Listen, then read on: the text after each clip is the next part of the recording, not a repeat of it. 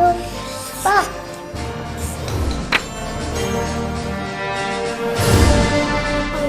Юу зүйл?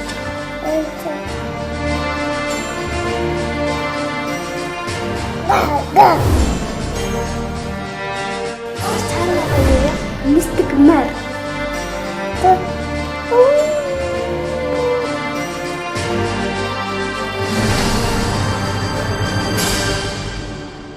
Би анх амьдрал зохиохдоо бол ер нь гэр бүлийн талаар ер нь ямар ч ойлголтгүй байсан.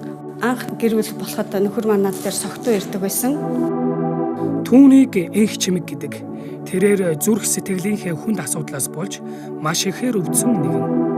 Тэгээ өөрөө хайртай байсан учраас болж гэн. Тэгээ тэр ч надад бас хайртай байна гэсэн л өнцгөр өөрөө амьдралаа харж байлаа.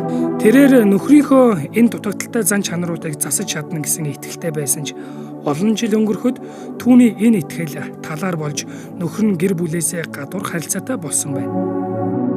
Яг тэр үед бол би үнэхээр тийм байнгын тавгуутлын байдлын улмаас бол миний би эрүүл мэнд бол тэр нөхөртөө байх хугацаанд бол өвддөг болсон. Нэлээд хэдэн жилийн турш хэвтэрт байсан. Хол газар явж чадахгүй зүрх нь маш их дэлсдэг.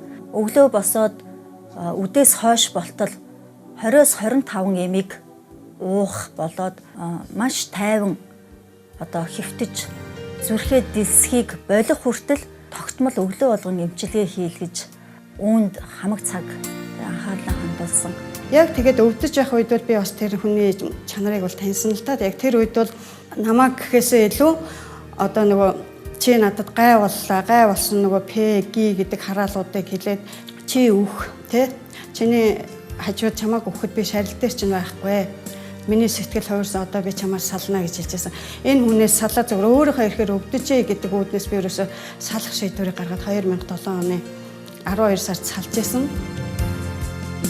Дуучин Элиг бол надад тус байдаг шүү дээ. Тэгэл орондоо орсон чинь нэг л өдөр өөх юм чинь амьдрал нэрээ ястай аймаг юмаа гэж санагдаад тэгэл ерөөсөө тэгэл айчдаг гэж байна. Харин Есүс итгэснийхаа дараа энэ айц нь алга болчихсон гэж хэлсэн. Би айхаа болчихсон.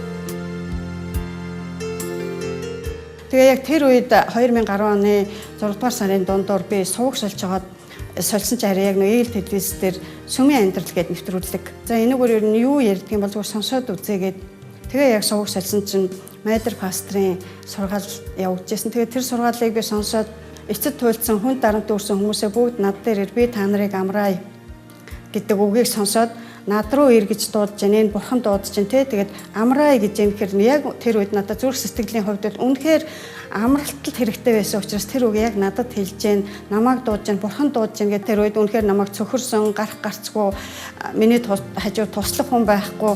Үнэхээр шантарсан, гэрээсээ гараад хол явчих чаддгүй өвдөө твтдэг байсан. Надад үнэхээр бурхан намайг өөрөө олж харж хайж үгээ хэлж дуудсан. Би үнэхээр талархдаг. Тэгээд гэрээсээ ч гэсэн хүн бурханыг хүлээж авч болно гэд бурхан минь ээ та үнэхээр байдаг бол та хаасаагүй байдаг гэсэн та надад тустаач гэд бурханыг яг хүлээж авчихсан. Ийхүү тэрээр Христ итгэлийн замаар алхаж эхэлсэн юм. Эмонго Монголиа продакшны бэлтгэн хүргэдэг нэвтрүүлгүүдийг шимтэн үзэж түүнээс итгэлийн болон өөрт хэрэгтэй зөвлөмжүүдийг авдаг болов.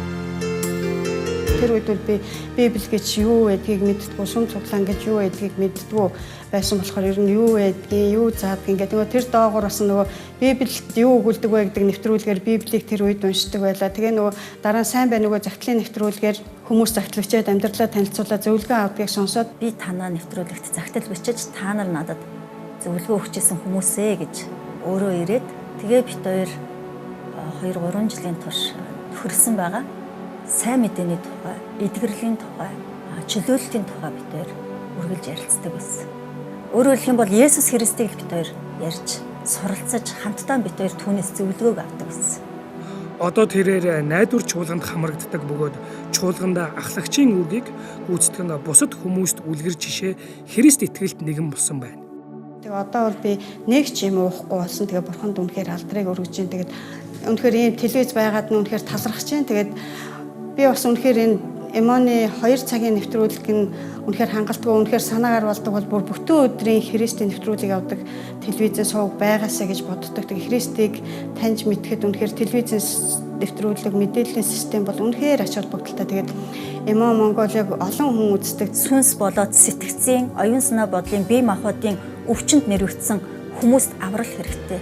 Хүмүүст ийм хүмүүст эдгэрэл чөлөөлөлт хэрэгтэй байгаа учраас бас ийм нэвтрүүлгүүдээр дамжуулан эгчин эгчтэй адилхан хүмүүс манд холбогдож хэрэгцээний дагуух энэ зүйлүүдэд авдаг байгаасай. Гэрээсээ гарч чадахгүй зурагтаар үнэхээр мэдээллийн системээр бурхныг таньж авах болцоо бол хүн гэртээ байж байгаа таньж мэдэх хамгийн том гарц үүд гэж би боддог. Тэгээд Эмо Монголын нэвтрүүлгүүд олон хүнийг үнэхээр Иесусийн сайн мэдээг гэрчлэлээр, амьдралын өнгөөр, захидлуудын нэвтрүүлгээр үнэхээр аврагдахад нь үүд гарцуудыг нээх болтугай гэж үнэхээр Эмо Монголын нэвтрүүлгүүдийг би журууж байна.